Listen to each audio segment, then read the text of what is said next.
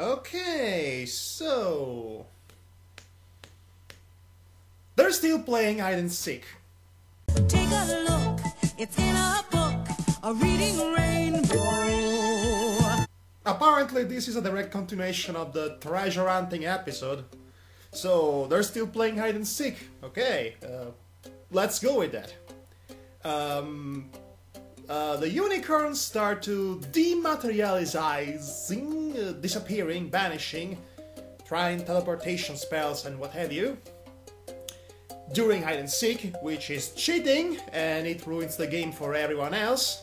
It does, really. It actually does, it happens there. But, strangely enough, they seem to not reappear. They just vanish. They do not return anywhere else. They're just gone. Well, says Megan, it seems we have a mystery on our hooves.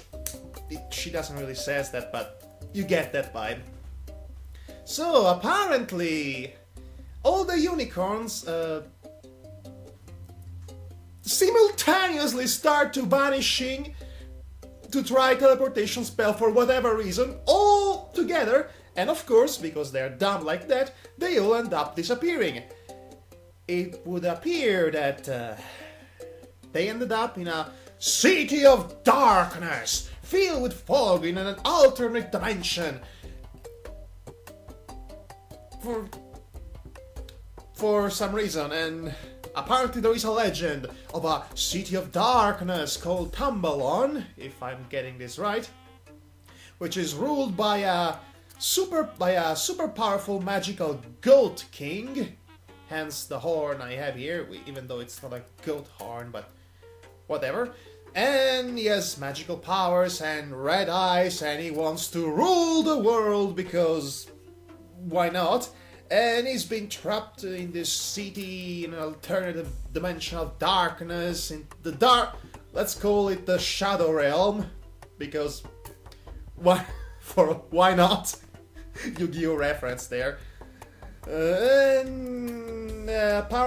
It's been trapped for 500 years, now it's returning, and it wants to take over the Dream Valley. So, all the unicorns are gone, and soon enough the city appears, and the Goat King sends his army of man-pigs to conquer the Dream Valley, which is accomplished in less than 15 seconds. Good going, guys. Good going. So, a bunch of survivors that didn't manage to get trapped immediately by the trapping, magic appearing cages of the man-pigs armies, Goat King and what have you, are planning a rebellion. So they're like freedom fighters, and the Goat King is like Dr. Robotnik, if you want to think of a better cartoon than this. Why not, it helps. And the freedom fighters are led by Danny.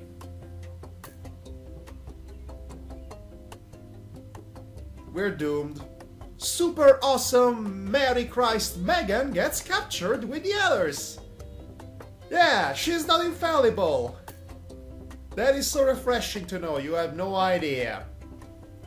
Okay, so a bunch of them are captured, both Pegasi, Earth Ponies, and of course all the other unicorns, and Megan, and so forth.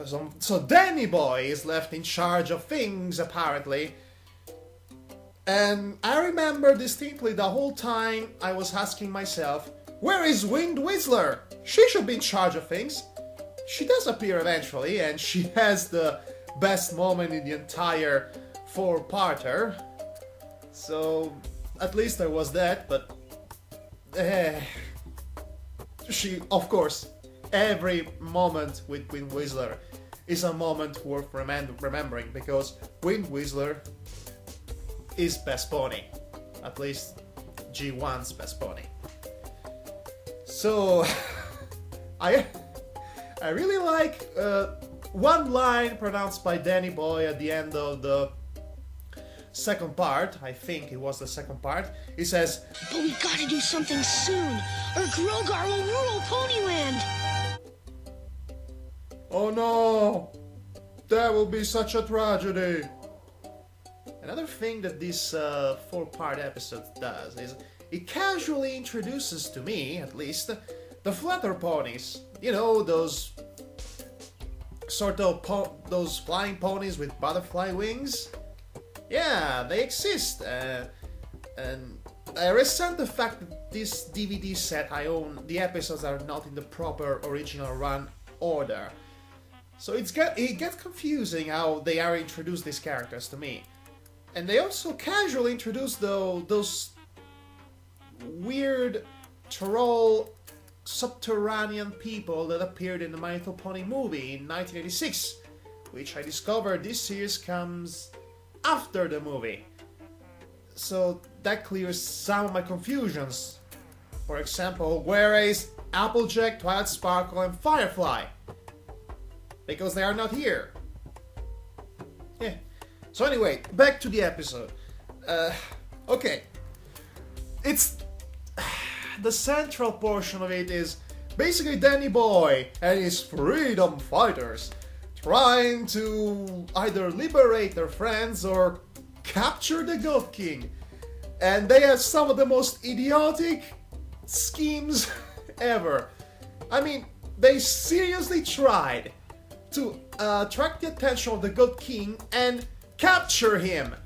Yeah, you know, the Goat King, the one who has the magic powers to make cages appear out of thin air and can basically blow up doors with his magic powers. Yeah, Danny and his freedom fighters are going to face him. That goes about as well as you might think. He didn't even need to use his magic. It just trying to ram them. Yeah, he's a ram actually, not a goat. My mistake. The King Ram Goat with red glowing eyes and his city of darkness, and he wants to trap all the inhabitants of the Dream Valley, which means also the troll people and the Furballs and the Sea Dicks, all of them, and trap them into the dimension of darkness while he is left to rule the valley with his army of man-pig slaves, which are all slaves, by the way. Oh yes, he also has a donkey sidekick, but nobody cares about that. I like the fact that they actually mention the old sage of the forest, which is that one gnome guy that also appeared in the movie, gets captured as well, but we never see him. We're just told he's been captured. We never actually see him in the episode. It's like he's not there to begin with. Ah, great storytelling, guys. It's okay. There are a few moments of legitimate interest, like the ponies going full war against the man pigs. Well, as full wars as My Little Pony standards will go. And there is some moments, yeah, like that, back and forth, and many attempts at escaping and always end up in them going back into the jail. At least 4 different attempts at escaping and all end up in jail. Talk about wasting running time. So anyway, we get to the point that as soon as midnight strikes, all the ponies that are prisoners will end up exiled in the Shadow Realm, so to speak, so they can keep company to, you know, that guy who likes to destroy the world. You know, Zakara's best friend.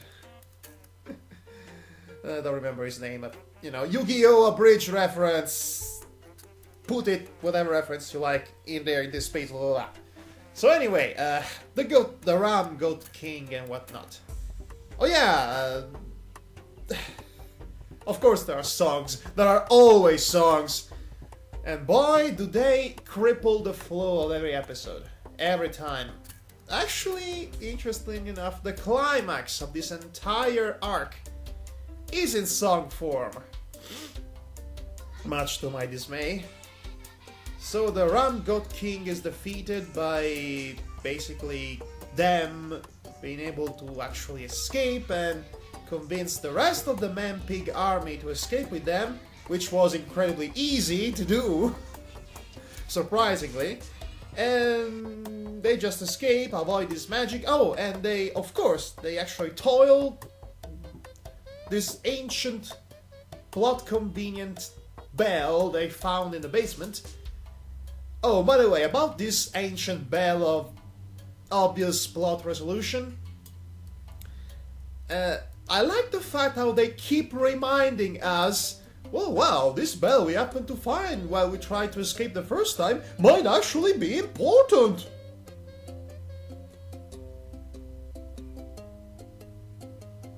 Yeah. What else? What else is the... I think that's the majority of it. So yes, lots of stuff happening, and it was not good by any stretch of the word, but it was at least it was entertaining. It was very entertaining. In fact, I had I have a good time with this. And to be fair, the Ram God King might actually be one of the more competent villains to appear in this show. He did manage to take over the entire valley in 15 seconds or less. Of course, then there are the little nitpicky moments, such as, you know, him making appear cages without a ceiling, open cages, and the Pegasi who gets captured in those magically appeared open cages, of course forget that they can fly away!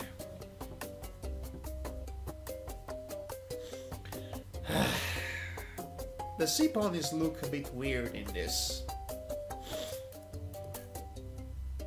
Other than that, yeah. Yes, this was not a good episode, but again, entertaining at least. You know, I just realized Spike is in this series, but he's a complete non-entity.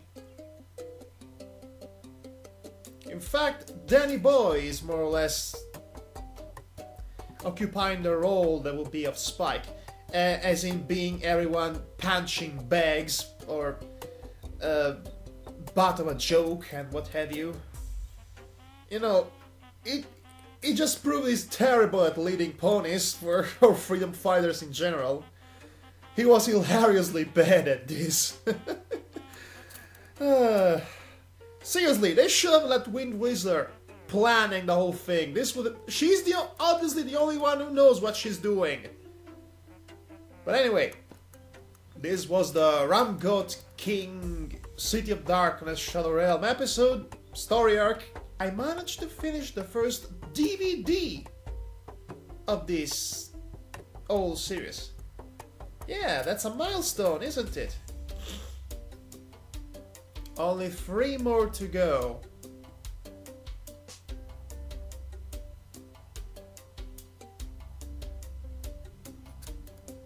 Whatever, I'm out!